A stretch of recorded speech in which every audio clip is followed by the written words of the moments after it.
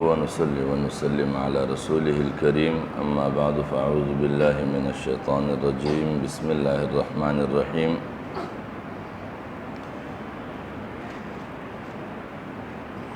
گزشتہ روز سورہ مزمل کے درس کا آغاز کیا گیا تھا. اس کی تمہیدی گفتگو ہو چکی تھی. لفظ مزمل پر بات جاری تھی. لفظ مزمل کے معنی بتائی گئی تھی کہ عام طور پر اس کا معنی کیا جاتا ہے یا ایھا المزمل، ایک کپڑے میں لپٹنے والے. لیکن چونکہ جب اس کا جائزہ لیا جائے حضور نبی اکرم صلی اللہ علیہ وسلم کی قرآنی سیرت کے ساتھ، یعنی دیگر کچھ ایسی آیتیں ہیں جن آیتوں کی بنیاد پر یہ معنی مناسب نہیں بیٹھتا ہے حضور نبی اکرم صلی اللہ علیہ وسلم کے شان کے ساتھ، تو اس لیے اس کی ایک مناسب معنی تلاش کی گئی. اور لفظ مزمل کی مناسب معنی یہ تزمیل کی ہے، یعنی لوگوں کو ساتھ جوڑنے کے ہیں. یعنی اس کا معنی یہ ہوگا کہ اے لوگوں کو ساتھ جوڑنے والے. اور یہاں پر ایک جگہ نبی اکرم صلی اللہ علیہ وسلم کے 5 ناموں یا 5 صفات کا تذکرہ موطأ امام مالک میں ایک روایت کے تحت کیا گیا ہے، جس میں تقریباً 5 ناموں کو ذکر کیا گیا ہے، جس میں حضور نبی اکرم صلی اللہ علیہ وسلم فرماتے ہیں کہ میں محمد ہوں، میں احمد ہوں، میں ماہی ہوں، کہ میرے ذریعے اللہ تعالیٰ کفر کو مٹاتا ہے، اور میں حاشر ہوں کہ لوگ میرے قدموں میں اٹھائے جائیں گے، اور میں عاقب ہوں.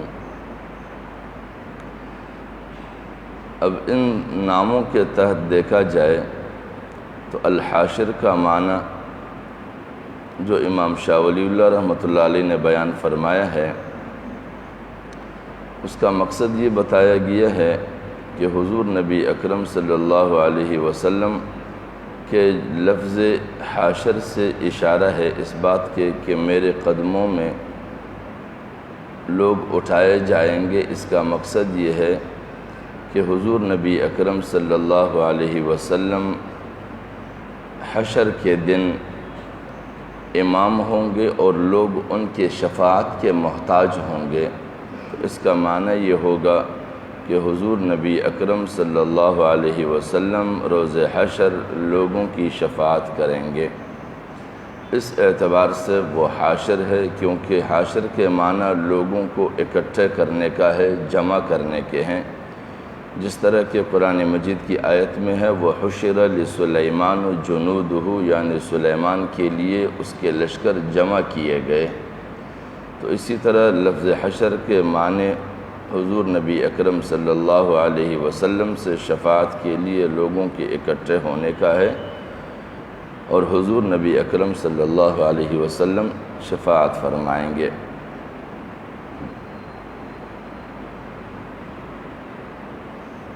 اور دوسرا معنی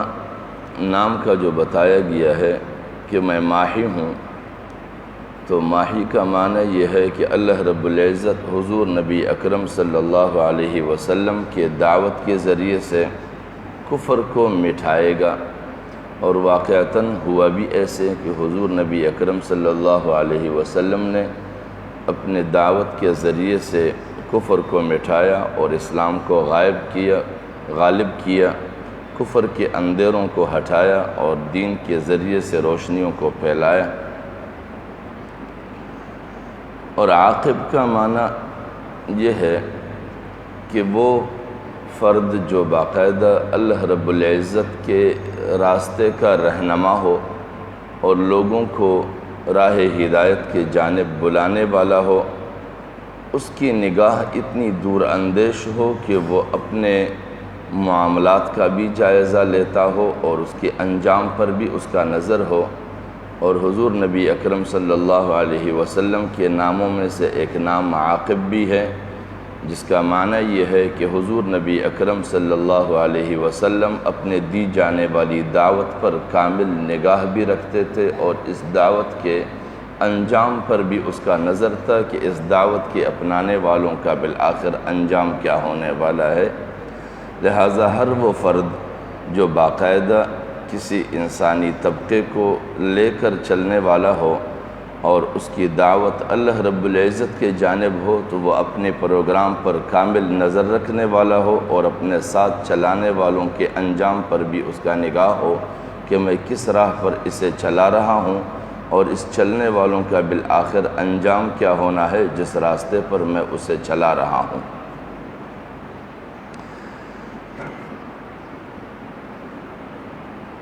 اور دوسرا، یہاں پر لفظ مزمل کی وضاحت کے لیے ایک تمثیل ہے۔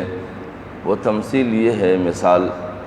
کہ عموماً اونٹ پر جو کھجاور رکھا جاتا ہے اس میں وزن برابر رکھنے کے لیے دو بندے بیٹھتے ہیں، ایک دائیں جانب ایک بائیں جانب اس میں۔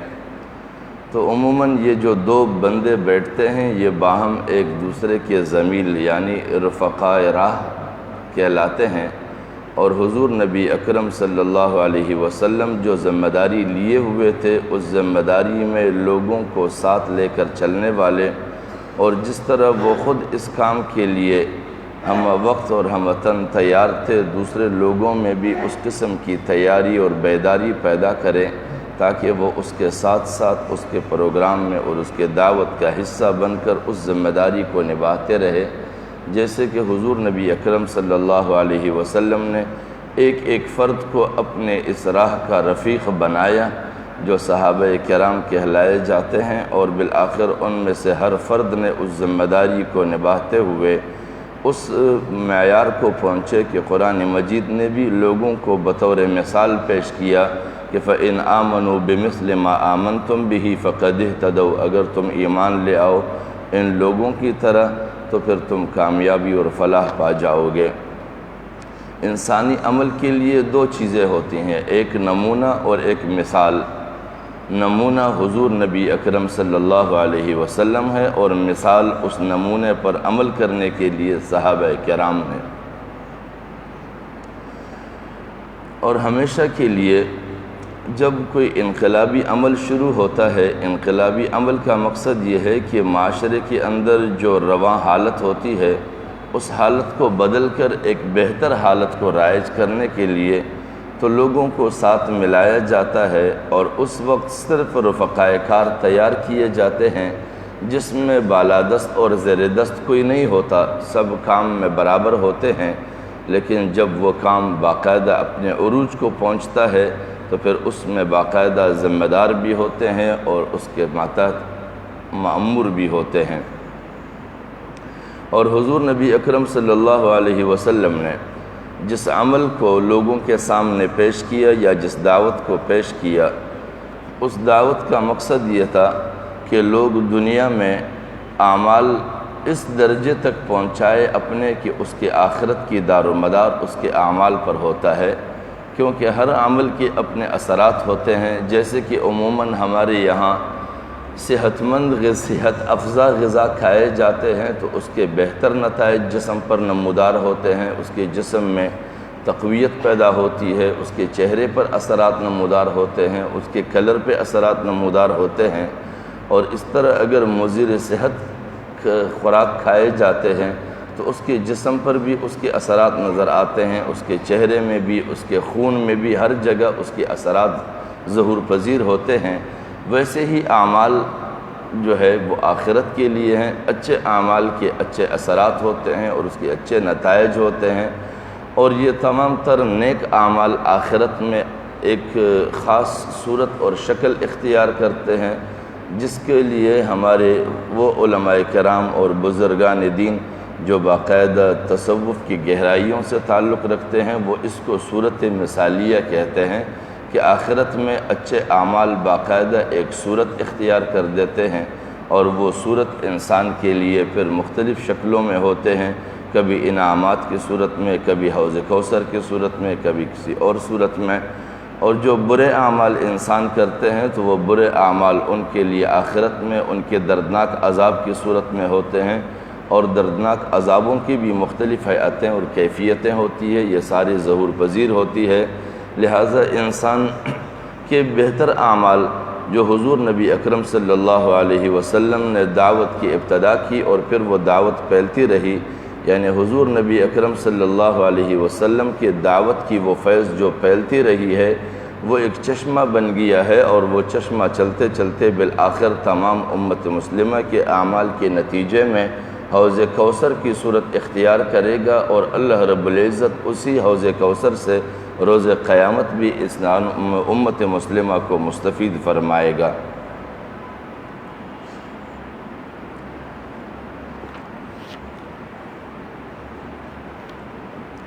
اس کے بعد مزمل کے بعد آیت ہے یا ایھا المزمل قم اللیل الا قلیلا۔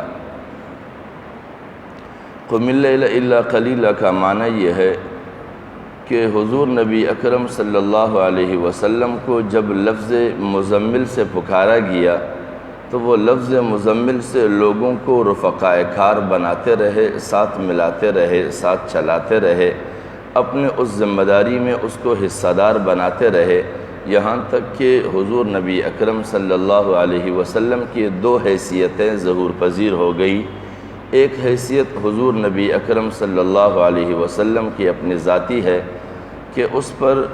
تمام تر قرآن کا نزول ہوتا رہا، اور وہ قرآن کو دیکھتا رہا اور سمجھتا رہا، اور اس سمجھ کے بنیاد پر لوگوں کو پہنچاتا رہا، اگرچہ ناسمجھ لوگ ان باتوں کو حضور نبی اکرم صلی اللہ علیہ وسلم کی اپنی بات سمجھتے رہے، کیونکہ حضور نبی اکرم صلی اللہ علیہ وسلم اپنے اس ذات کی حیثیت میں کسی کو شامل نہیں کر سکتے تھے اور نہ کسی پر ظاہر کر سکتے تھے، کیونکہ وہ حیثیت حضور نبی اکرم صلی اللہ علیہ وسلم کی اپنی اور اللہ رب العزت کے درمیان کی حیثیت تھی۔ لہٰذا وہ اس قرآنی آیتوں پر اور وحی پر اپنی فکر کو منطبق کرتے رہے، اور فکر کی بنیاد پر لوگوں کو سمجھاتے رہے اور سکھاتے رہے، اور ساتھ ساتھ میں حضور نبی اکرم صلی اللہ علیہ وسلم کی دوسری حیثیت جو معلم کی ہے، شفیق معلم کی، جو کچھ وہ خود اللہ رب العزت کی تعلیمات کے نتیجے میں سمجھتے رہے اور فکر اس کے اوپر منطبق کرتے رہے، وہ لوگوں کو سکھاتے بھی رہے، جس کو قرآن مجید نے اس آیت کے ساتھ تعبیر کیا ہے کہ وَيُعَلِّمُهُمُ الْكِتَابَ وَالْحِكْمَةَ، یعنی انہیں قانون الہی اور اس کی حکمت سکھاتا ہے، یعنی لوگوں کو قانون الہی سے آگاہی بھی دیتے رہیں اور ان کے حکمتوں سے نوازتے بھی رہے کہ قانون کے پیروی کرنے کے لیے یہ ضابطے ہیں، اور ان ضابطوں کو اختیار کرنا ہوگا، اور حکمت سے بھی آگاہ کرتے رہے کہ ان کی فوائد دنیا اور آخرت میں اور منفعت کیا ہے۔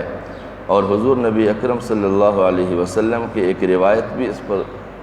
اس کو واضح کرتا ہے کہ انما بعثت معلما، میں تو استاذ بنا کر بھیجا گیا ہوں، یعنی جو کچھ بھی میں سیکھتا رہا ہوں یا سمجھتا رہا ہوں لوگوں کو سمجھاتا رہوں۔ یہاں تک کہ ایک روایت میں آتا ہے کہ حضور نبی اکرم صلی اللہ علیہ وسلم نے فرمایا کہ جو ایک آیت بھی مجھ سے لوگوں تک پہنچے اس پر لازم ہے کہ وہ اس کو پہنچاتے رہے آگے، کیونکہ اس نے سیکھا ہے تو پھر اس پر ذمہ داری عائد ہوتی ہے۔ جیسے حضور نبی اکرم صلی اللہ علیہ وسلم کو جو کچھ حاصل ہوا اس نے دوسروں تک پہنچایا، اب آگے جو بھی اس چیز کو پائے اور سمجھے تو اس پر بھی ذمہ داری عائد ہوتی ہے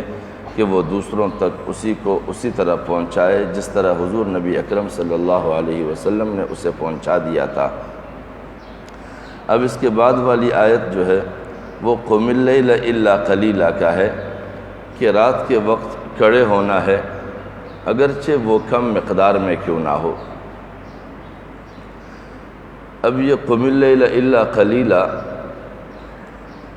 کا مقصد یہ ہے کہ وہ شخص جو دینی ذمہ داری کو نبھاتے ہو، اس دینی ذمہ داری کے نبھانے کے لیے لازمی ہے کہ اس کا واسطہ تنہائی میں اللہ کے ساتھ بھی ہو، تنہائی میں اللہ کے ساتھ بھی اس کا ربط ہو۔ وہ ربط کی ضرورت اس لیے ہے کہ دن کے وقت انسان جو کچھ بھی کرتا ہے اپنے ذمہ داریوں کو نبھانے کے لیے، تو رات کے وقت وہ اپنے خود احتسابی کے لیے اللہ کے حضور قائم کھڑے ہوتے ہیں۔ اور الا قلیلہ کا مقصد یہ ہے کہ رات کا دورانیہ اگر 12 گھنٹے ہیں تو 12 گھنٹے میں سے کم از کم مناسب ہے انسان کے لیے کہ وہ 6 گھنٹے یا 4 گھنٹے رات کو کم از کم جاگے، تاکہ اس جاگنے میں وہ تنہائی میں تمام انسانوں سے دور اللہ کے حضور اکیلے میں بیٹھ کر اپنے دن کی کردار کا جائزہ لے سکے اور اس پر نظر ڈال سکے کہ میرے دن کی تمام تر ذمہ داریوں کے نبھانے میں کون سی ایسی کمی بیشیاں تھیں کہ جس کو میں درست کر سکوں، اگر کمیاں ہیں تو اس کو پوری کروں، اگر بیشی ہے یعنی ضرورت سے زیادہ میں اپنے حدود سے متجاوز ہوا ہوں تو میں اپنے آپ کو ان حدود میں واپس شامل کر دوں۔ تو اس کے لیے قم اللیل الا قلیلا بتایا گیا ہے، نصفہ او انقص منہ قلیلا او زد علیہ، یا آدھی رات ہو یا اس سے کم ہو یا پھر اس پر کچھ بڑھا دیا جائے۔ اور اس سے عموماً اشارہ ہوتا ہے تہجد کی نماز کے لیے، رات کے وقت تہجد کی نماز کے جانب اشارہ ہے۔ اور تہجد کی نماز کے جانب اشارہ کرنے کے بعد بعض علماء کرام اس کی وضاحت یوں فرماتے ہیں کہ تہجد کی جو نماز ہے یہ عام انسانوں پر فرض نہیں ہے، بلکہ یہ ایک اختیاری عمل ہے، لیکن حضور نبی اکرم صلی اللہ علیہ وسلم نے اس کو اس پابندی کے ساتھ نبھایا ہے کہ ان کے لیے یہ فرض قرار پایا تھا۔ اور اسی طرح معاشرے میں وہ افراد جو تمام تر اعمال میں پابندی برتتے ہیں،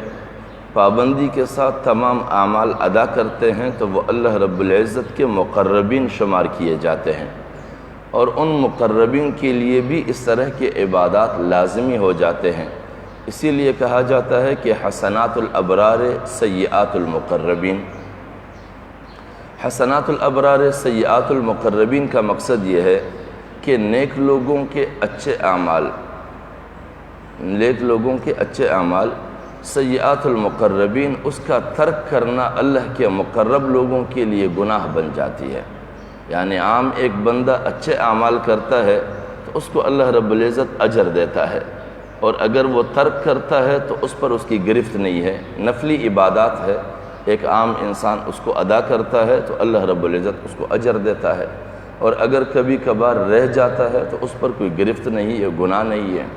لیکن ایک مقرب ترین شخص اللہ رب العزت کا جو باقاعدگی کے ساتھ عبادات میں اور معاملات میں پابندی کرتا ہے اللہ رب العزت کے ساتھ، وہ اگر اس نفلی عبادت کو بھی چھوڑتا ہے تو اس کے لیے وہ گناہ کے زمرے میں آتا ہے۔ تو لہٰذا اللہ رب العزت کے اس تہجد والی نماز کے حوالے سے بعض علماء کرام فرماتے ہیں کہ یہ ایک عمومی انسانوں کے لیے لازم العمل عبادت نہیں ہے، بلکہ مخصوص شخصیات کے لیے ہے۔ اور خاص طور پر صحابہ میں فقہ حنفی کے جو امام ہے حضرت عبداللہ ابن مسعود رضی اللہ تعالیٰ عنہ، اس سے ایک روایت ہے کہ اس سے کسی نے پوچھا، ایک بدوی نے یعنی ایک دیہاتی شخص نے اس سے پوچھا تہجد کے بارے میں، تو حضرت عبداللہ ابن مسعود رضی اللہ تعالیٰ عنہ نے اس کو جواب دیا کہ لیس لکا، یہ تجھ جیسوں کے لیے نہیں۔ اس سے معلوم ہوا کہ وطر مسلمانوں کی خاص جماعت کے لیے ہے، عوام کے لیے نہیں۔ یعنی بعض لوگ وطر سے تہجد کی نماز بھی مراد لیتے ہیں، اور عموماً ہمارے یہاں وطر جو عشاء کی نماز کے بعد پڑھے جاتے ہیں وہ ہے۔ تو اب جو لوگ تہجد جن پر لازم نہیں ہے یا تہجد نہیں پڑھ سکتے ہیں، ان کے لیے وطر ہی آخری نماز ہو جاتی ہے، اور یہی تقریباً رات کی نماز سمجھی جاتی ہے۔ لیکن جو لوگ پڑھ سکتے ہیں اور ان کے لیے سہولت ہے تو واقعتاً تہجد کی نماز بھی ادا کریں۔ لیکن یہ خاص جملے کے لحاظ سے کہ وہ مخصوص طبقہ جو اللہ کے مقرب ہے ان پر یہ لازم کیوں ہے؟ ان پر لازم یہ ہے کیونکہ ان کی ذمہ داریاں زیادہ ہے، ان کی انسانوں کے ساتھ معاملات زیادہ ہے، واسطہ زیادہ ہے، کیونکہ وہ لوگوں کو اللہ کے جانب بلاتا ہے۔ تو اس کے لیے ایک ایسا وقت بھی ہونا چاہیے کہ اس وقت میں اس کا واسطہ انسانوں کے بنسبت اللہ رب العزت سے زیادہ ہو، تاکہ وہ اپنے کردار کے اور اپنے عمل کے، اپنے ذمہ داریوں کا بخوبی جائزہ لے سکے اللہ کے حضور تنہائی میں بیٹھ کر، جو اس کے اور اللہ کے علاوہ اس کے درمیان کوئی مخل اور حائل نہ ہو، تو اس وقت وہ اپنے آپ کا بہتر جائزہ لے سکتا ہے۔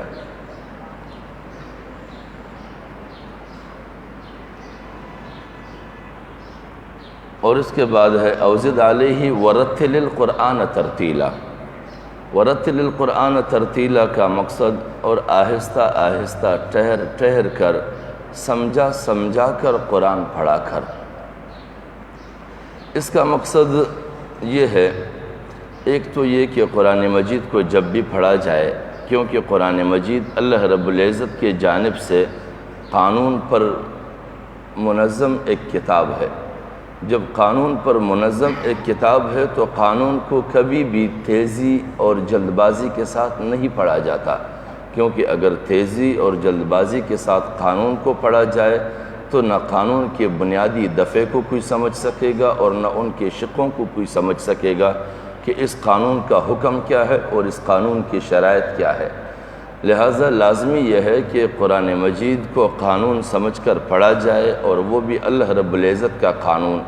جس طرح کہ کوئی کسی ملک میں رہتا ہے تو اس کے قانون کے ان حصوں کے ساتھ جس سے اس کا تعلق ہو، یعنی ایک شخص کا اگر روڈ کے ساتھ تعلق ہے تو وہ ٹریفک کے قوانین کو لازماً پڑھے گا، ایک شخص کو اگر تجارت کے ساتھ تعلق ہے تو وہ تجارت سے متعلق قوانین کو لازمی سمجھے گا، اور ایک شخص کے اگر کرایہ داری کے امور کے ساتھ تعلق ہے تو وہ کرایہ داری کے امور کے ساتھ متعلق قوانین سے آگاہی حاصل کرے گا، کیونکہ اگر وہ ان قوانین سے ناواقف رہے گا تو وہ اپنے ناواقفیت کی بنیاد پر قانون شکنی کا مرتکب ہوگا۔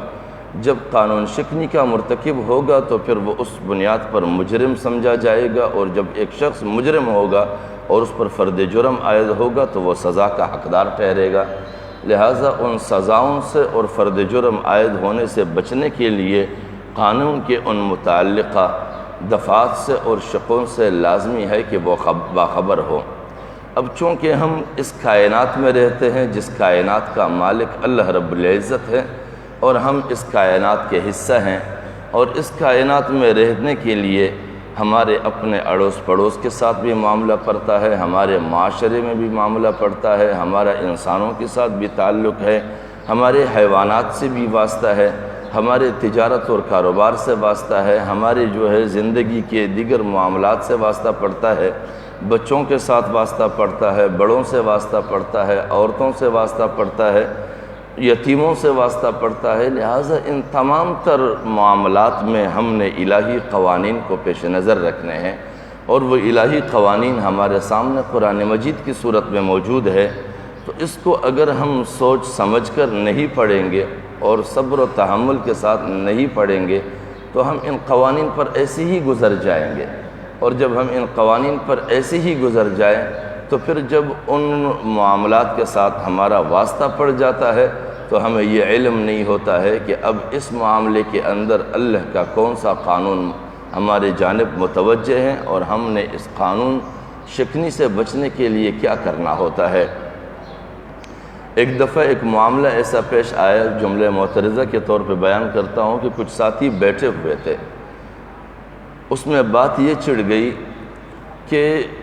وہ مسلم ممالک جہاں پر ہم آزادانہ طور پر اپنے عبادات پہ عمل کر سکتے ہیں، یعنی ہمارے وہ عبادات جیسے کہ نماز ہے، روزہ ہے، حج ہے، زکوٰۃ ہے، قربانی ہے،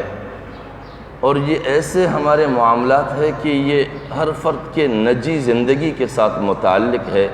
اس کے ساتھ ریاستی امور مربوط نہیں ہے، اور نہ ریاست کے معاملات کے ساتھ یہ متصادم ہوتے ہیں۔ تو وہ کہتے ہیں کہ اس طرح کے ممالک ہمارے لیے باعث رحمت ہے۔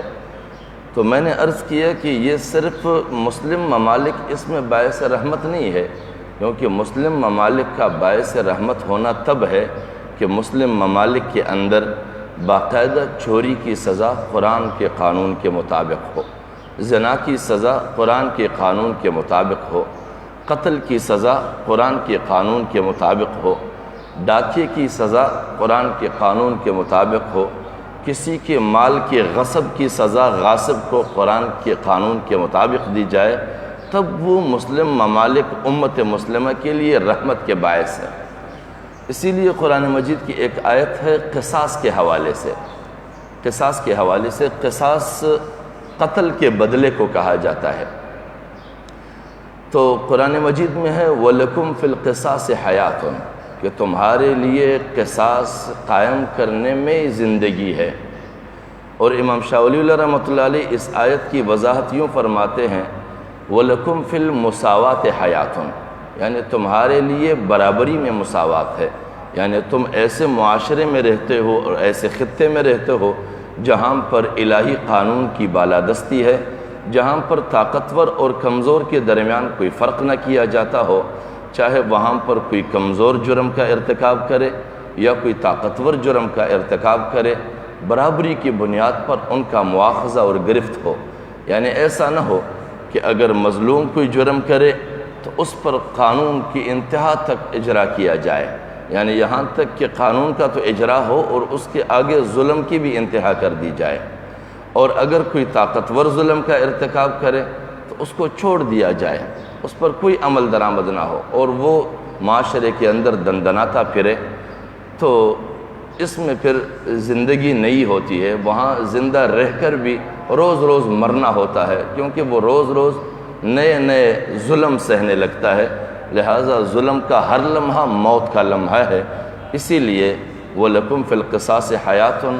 امام شاہ ولی اللہ رحمۃ اللہ علیہ فرماتے ہیں وَلَكُمْ فِي الْمُسَاوَاتِ حَيَاتٌ، برابری میں تمہاری لیے زندگی ہے کہ جس معاشرے میں ہر انسان اگلے انسان کے برابر ہو، کوئی انسان کسی سے کمتر اور کوئی برتر نہ ہو۔ تو میں نے عرض کیا کہ مسلمان ممالک میں وہ ممالک باعث رحمت ہے جن ممالک کے اندر تمام قوانین قرآن کے مطابق ہو، نجی زندگی کے ساتھ متعلق عبادات اور معاملات میں کوئی بھی ملک کسی کے لیے رحمت کا باعث نہیں ہے، وہ چاہے اسلامی ملک ہو چاہے غیر مسلم ممالک ہو۔ یعنی آپ دنیا کی کسی بھی غیر مسلم ملک میں جائے، وہاں پر آپ کے اوپر نماز کے حوالے سے کوئی پابندی نہیں ہے، زکوٰۃ کے حوالے سے کوئی پابندی نہیں ہے، حج کے حوالے سے کوئی پابندی نہیں ہے، جبکہ کئی سارے ایسے غیر مسلم ممالک ہیں جو حج کے حوالے سے حج کے خرچ میں آدھے حصہ باقاعدہ گورنمنٹ کی طرف سے ادا کی جاتی ہے مسلمانوں کے لیے۔ لہٰذا اس طرح کے معاملات امت مسلمہ کے لیے ذریعہ رحمت نہیں ہے ممالک اور خطوں کے لحاظ سے۔ تو اس نے مخالفت کے حوالے سے جواب دیا کہ آپ دیکھ لیجئے کہ ہندوستان میں گائے کے ذبح کرنے پر لوگوں کو قتل کیا جاتا ہے۔ یہ بات ہو رہی تھی اس حوالے سے کہ قرآن کو جب ہم سوچ سمجھ کر نہیں پڑھتے ہیں تو پھر ہم اس طرح کی سوچ کے حامل ہو جاتے ہیں۔ تو میں نے اس سے عرض کیا کہ ہندوستان جیسے ممالک کے اندر گائیوں کے قربانی دینا جائز بھی نہیں ہے۔ تو وہ مولوی صاحب مجھ سے لڑنے لگے اور کہا کہ مولوی صاحب اپنے ایمان کا جائزہ لو، آپ کیا کہہ رہے ہیں کہ گائے کا قربانی دینا ہندوستان جیسے ممالک کے اندر جائز نہیں ہے؟ تو میں نے عرض کیا کہ قرآن کی آیت ہے کہ وَلَا تَسُبُّوا الَّذِينَ يَدْعُونَ مِن دُونِ اللَّهِ فَيَسُبُّوا اللَّهَ عَدْوًا بِغَيْرِ عِلْمٍ، کہ آپ کسی کے بھی معبود کو برا بلا نہ کہو، کیونکہ اس کی جہالت کے باعث اگر آپ اس کے معبود کو برا کہو گے تو وہ تمہارے خدا کو برا کہے گا، حقیقی خدا کو۔ تو میں نے کہا یہاں پر اللہ رب العزت نے کسی کے معبود کو یا محبوب کو برا بلا کہنے تک سے منع کیا ہے، جائے کہ آپ کسی کے محبوب یا معبود کو قتل کریں، کاٹنے پر آ جائیں، اس کی کیوں گنجائش ہوگی؟ تو جب یہ آیت اس کے سامنے پڑھی گئی اور اس کو یہ بتایا گیا، تب وہ سر پہ ہاتھ رکھ کے کہنے لگے کہ ہاں یہ تو سمجھ نہیں آیا تھا۔ لہٰذا اس لیے کہا جاتا ہے کہ وَرَتِّلِ الْقُرْآنَ تَرْتِيلًا، کہ قرآن کو آہستہ آہستہ ٹھہر ٹھہر کر سمجھ کر پڑھا کریں تاکہ قرآن کی تعلیمات کو سمجھا جا سکے، اور قرآن کے اس تعلیم سے آدمی دنیا کے قوانین اور ضابطوں اور بین الاقوامی حالات کو سمجھ سکے۔ قرآن صرف عبادات کی کتاب نہیں ہے، یہ بین الاقوامی قانون پر مرتب ایک کتاب ہے۔ اور ساتھ میں رتل القرآن ترتیلا، جب حضور نبی اکرم صلی اللہ علیہ وسلم کو بتایا گیا کہ ورتل القرآن ترتیلا، قرآن کو ٹھہر ٹھہر کر آہستہ آہستہ سمجھا کر پڑھا کریں، تو اس کا ایک معنی یہ بھی ہے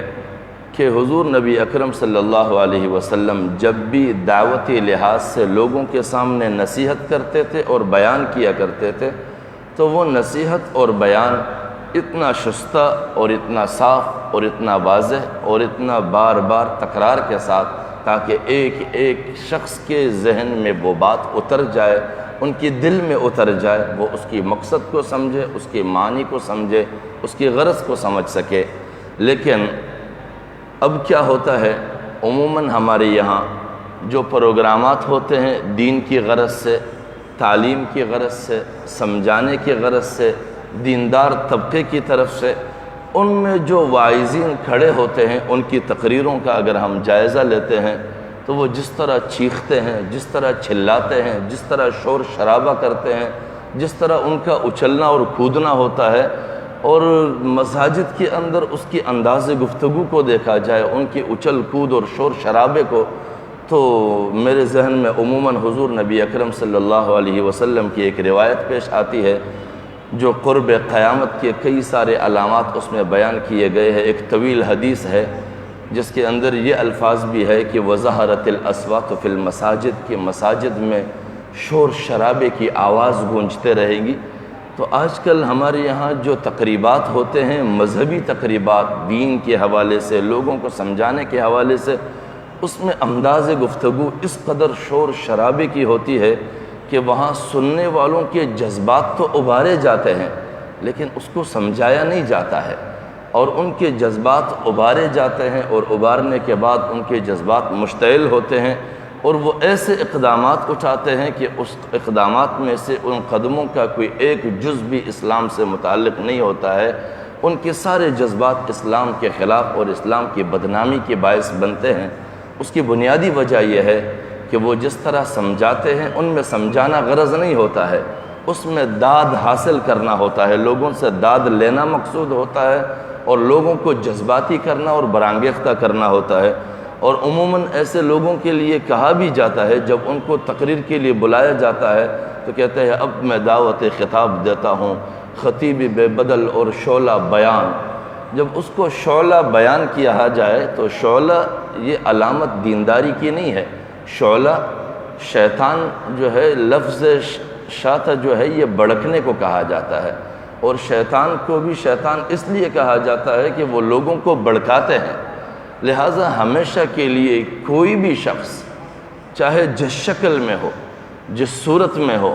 جس انداز میں ہو، جس نام سے بھی ہو، اگر وہ فقط اپنے تقریر کے ذریعے سے لوگوں کو بڑکاتے ہو یا اس کے اندر شعلے کی حالت پیدا کرتے ہو یا اپنے تقریر کے اندر شعلہ بیانی پیدا کرتے ہوں، تو بلا جھجک اس کو شیطان ہی کہو، کیونکہ وہ شیطان ہی ہوتا ہے۔ اور حضرت عمر فاروق رضی اللہ تعالیٰ عنہ بھی فرماتے ہیں کہ جو لوگ شعلہ بیانی کرتے ہیں، اور ایک اور لفظ بھی اس میں یوں استعمال کیا گیا ہے کہ پیشورانہ تقریریں، پیشورانہ خطیب اور پیشورانہ خطاب کرنے والے یہ شیطانوں میں سے ہیں۔ اور شیطانوں میں سے اس لیے ہے کہ پیشور خطیب ہمیشہ اپنا انداز ایسا اختیار کرتا ہے کہ لوگوں میں اس کے انداز جذب ہو جائے، لوگ جذباتی بنے، لوگوں میں اشتعال پیدا ہو، لوگوں کو دماغی طور پر تسکین ملے، اور وہ اس سے صرف جس کو عموماً کہا جاتا ہے دماغی تلذذ یا نفسی تلذذ حاصل کرنے کے لیے ان تقریروں کو اختیار کیا جائے، تاکہ پھر کسی اور محفل میں اس کو بلایا جائے اور اس کو کچھ خرچہ ملے، پھر اس ایک اور محفل میں ان کو بلایا جائے، ان کو خرچہ ملے، کیونکہ وہ کاروباری بنیادوں پر تقریریں کرتے ہیں اور لوگ اس سے صرف ذہنی طور پر محظوظ ہوتے ہیں اور تلذذ حاصل کرتے ہیں، اس سے تعلیم حاصل نہیں کرتے ہیں، اس سے تربیت حاصل نہیں کرتے۔ اسی لیے ورتل القرآن ترتیلا کا ایک مقصد یہ بھی ہے کہ دین کی غرض سے جب بھی بات کی جائے یا دین کے نام پہ جب بات کی جائے تو اس کے اندر خاص طور پر یہ عنصر شامل رہے کہ لوگوں کا سمجھانا غرض ہو، لوگوں کو بتانا غرض ہو، لوگوں کے دل و دماغ میں وہ بات اتارنا مقصود ہو۔ اور دل و دماغ میں بات اتارنا اور ان کے ذہن میں سمجھانا اور ان کے معنی اور مقاصد سمجھانے کے لیے کبھی بھی جذباتی انداز کارگر ثابت نہیں ہو سکتا۔ اسی لیے رتل القرآن ترتیلا کا یہی مقصد ہے۔ تو آج کے درس کا خلاصہ یہ ہے اس درس کا کہ اللہ رب العزت نے سورہ مزمل میں حضور نبی اکرم صلی اللہ علیہ وسلم کو مخاطب کیا کہ اے وہ جو لوگوں کو ساتھ ملانے والے ہیں، رفقائے راہ تیار کرنے والے، قم اللیل الا قلیلا، کھڑے ہو جاؤ رات کو، الا قلیلا، اگرچہ کم مقدار میں ہو، نصفہ، رات کے آدھا حصہ ہو، او انقص منہ قلیلا، یا اس کے بھی کم حصہ ہو، او زد علیہ، یا اس پر تھوڑا اضافہ کیا جائے۔ اس کا مقصد یہ ہے خلاصے کے طور پر کہ لوگوں کی ذمہ داری دیندار طبقے میں یہ ہونی چاہیے کہ وہ لوگوں کو ساتھ ملانے کا عمل اختیار کرے، اور ساتھ ملانے کے عمل کا غرض اللہ تک ان کا پہنچانا مقصود ہو، صرف اپنا جتھا بنانا مقصود نہ ہو کہ وہ اپنے آس پاس میں لوگوں کا رش بنائیں،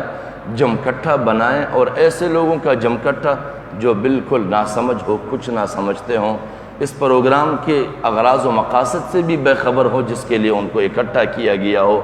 اگر کوئی ان جمکٹھے میں سے کسی سے پوچھے جس مقصد کے لیے انہیں اکٹھا کیا ہوا ہوتا ہے، ان کو اس کا بھی پتہ نہیں ہوتا، ان کے غرض کا بھی پتہ نہیں ہوتا، اس کے انجام کا بھی پتہ نہیں ہوتا۔ تو لہٰذا وہ شخص جو لوگوں کو جمع کرنے والے ہو، ساتھ ملانے والے ہو، تو لوگوں کے اندر بھی اس کے غرض کا پتہ ہونا چاہیے، ان کو اپنے پروگرام سے آگاہی ہونی چاہیے اس میں۔ اور پھر جو جمع کرنے والے ہیں وہ اللہ کی طرف رجوع کرنے والے ہو، تنہائی میں اپنے کردار کا جائزہ لینے والے ہو، جو ساتھ ان کے ساتھ مل کر چلنے والے ہیں ان کے اندر بھی یہ احساس ہو کہ کبھی اپنے کردار کا تنہائی میں جائزہ لے سکتے ہوں کہ میں جو فلاں غرض کے لیے فلاں کے ساتھ نکلا ہوں، کیا میں حقیقت میں صحیح مقصد کے لیے نکلا ہوں، یا میں کسی ذاتی مقصد کے لیے نکلا ہوں، میں اپنے نام و نمود کے لیے نکلا ہوں، یا واقعتاً اللہ کی رضا کے لیے نکلا ہوں، میرے اس قدم کا فائدہ انسانیت کے لیے واقعتاً ہے، یا پھر ذاتی تشخص کی بقا کے لیے اور یا ذاتی تشخص کی شہرت کے لیے نکلا ہوں۔ یہ سارے احساسات اس کے اندر ہونے چاہیے۔ وَرَتِّلِ الْقُرْآنَ تَرْتِيلًا، اور جو بھی بات وہ کرتے ہوں وہ بات اتنی واضح ہو کہ ہر کسی کی سمجھ میں آنے والی ہو، پیچیدہ نہ ہو، ان کے اندر پیچیدگیاں نہیں رہنی چاہیے۔ یہ نہ ہو کہ کسی کو کہے کہ آج ہم نے اتنی بات کہہ دی ہے، باقی بات پھر میں کل سمجھاؤں گا، باقی بات آگے بڑھنے پر درمیان میں بتاؤں گا، باقی بات انتہا میں بتاؤں گا۔ یہ غلط ہے، یہ خیانت ہے عمل میں۔ لہٰذا جب بھی کسی کو ساتھ لے چلو، نکال کے چلو، تو ان کو اپنے پروگرام کے سارے اغراض و مقاصد بتا کے چلو، تاکہ ان کو یہ سب پتہ ہو کہ میں کس کے ساتھ چلا ہوں، کس لیے چلا ہوں، کہاں تک چلا ہوں، کیا نتائج ہوں گے، کس لیے ہوں گے، منفی نتائج ہوں گے، مثبت نتائج ہوں گے، یہ سارے ان کو پتہ ہونے چاہیے۔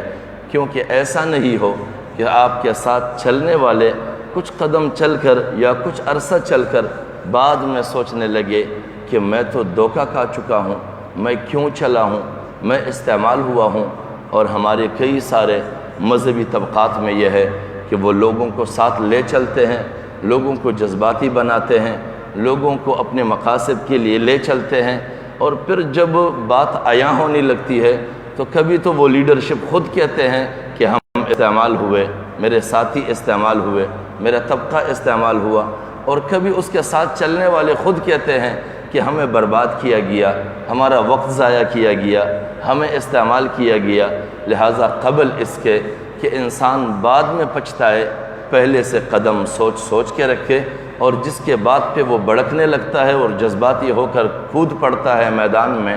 اس کے لیے اللہ رب العزت فرماتے ہیں وَلَا تَقْفُ مَا لَيْسَ لَكَ بِهِ عِلْمٌ، کہ اے مخاطب ہر سنی ہوئی بات پر دوڑ مت لگا دینا۔ إِنَّ السَّمْعَ وَالْبَصَرَ وَالْفُؤَادَ كُلُّ أُولَئِكَ كَانَ عَنْهُ مَسْئُولًا، کہ بے شک تمہارے سننے کی صلاحیت، تمہاری دیکھنے کی صلاحیت، تمہارے دل کی میلان کی صلاحیت، ان سب کے بارے میں باقاعدہ پوچھا جائے گا۔ لہٰذا جب یہ ساری چیزیں ایسی ہے کہ اس کے بارے میں پوچھا جائے گا تو پھر ان کو استعمال کیا جائے تاکہ بعد میں پچھتاوے کی کوئی ایسے موقع باقی نہ رہے کہ انسان اس میں پچھتاوا کرتا رہے، اور پچھتاوے کا پھر کوئی فائدہ نہیں ہوتا کیونکہ پانی سر سے گزر چکا ہوتا ہے۔ اسی لیے فرماتے ہیں وَرَتِّلِ الْقُرْآنَ تَرْتِیلًا، کہ جو بھی بات قرآن سے کہی جائے تو وہ سمجھ کے کہی جائے اور سمجھا کے بتایا جائے، سمجھا کے سکھایا جائے۔ صرف جذباتی بنیادوں پر یا نمائشی بنیادوں پر نہ قرآن پڑھا جائے، نہ پڑھایا جائے، نہ قرآن کی آیتوں کو استعمال کیا جائے۔ عموماً ہمارے کئی سارے خطیب ایسے بھی ہوتے ہیں جو شروع میں قرآن کے کئی سارے آیتیں اپنے تقریر کے پڑھ لیتے ہیں، انتہائی خوبصورت لہجے میں لے کے ساتھ پڑھتے رہتے ہیں، لیکن بعد میں پورے تقریر کے اندر اس آیت کا کہیں پر تذکرہ نہیں آتا، پورے تقریر کا اس آیت کے ساتھ کہیں پر کوئی مناسبت نہیں آتا، اور صرف اس لیے کہ وہ لوگوں کو یہ باور کراتے ہیں کہ میں ایک دیندار آدمی ہوں، میرا دین کے ساتھ تعلق ہے، میرے اس تقریر کا بھی دین کے ساتھ ربط ہے اور تعلق ہے۔ صرف یہ باور کرانے کے لیے اپنے تقریر کے شروع میں قرآن کی آیت پڑھتے ہیں اور پھر پورے تقریر میں وہ ایسی بے بنیاد گفتگو کرتے رہتے ہیں کہ نہ اس کا دین کے ساتھ تعلق ہوتا ہے، نہ قرآن کے ساتھ تعلق ہوتا ہے، نہ حدیث کے ساتھ تعلق ہوتا ہے، نہ رسول اللہ کی سیرت کے ساتھ اس کا تعلق ہوتا ہے، اور نہ اس کی انداز گفتگو کا قرآن اور دین اور حدیث اور سیرت سے کوئی تعلق ہوتا ہے۔ لہٰذا ایسے لوگوں کو مکار سمجھا جائے، اخوان الشیاطین سمجھا جائے، اس لیے کہ اس کا انداز اور اس کا طریقہ کار مکر ہوتا ہے یا پھر شیطانی اخوت ہوتا ہے۔ اللہ رب العزت ہمیں ایسے مکر اور شیطانی اخوت سے بچائے رکھے تاکہ ہم انسانیت کے لیے خیر کے اسباب پیدا کر سکیں اور اس خیر کے اسباب میں اپنی آخرت کو سدھار سکے۔ وآخر دعوانا ان الحمدللہ رب العالمین۔ الحمدللہ رب العالمین والعاقبۃ للمتقین والصلاة والسلام علی اشرف الانبیاء والمرسلین وعلی آلہ وصحبہ ومن تبعہم بإحسان الی یوم عظیم۔ ربنا آتنا من لدنک رحمۃ وہیئ لنا من امرنا رشدا، وصلی اللہ تعالی علی خیر خلق محمد وآلہ وصحبہ اجمعین برحمتک یا ارحم۔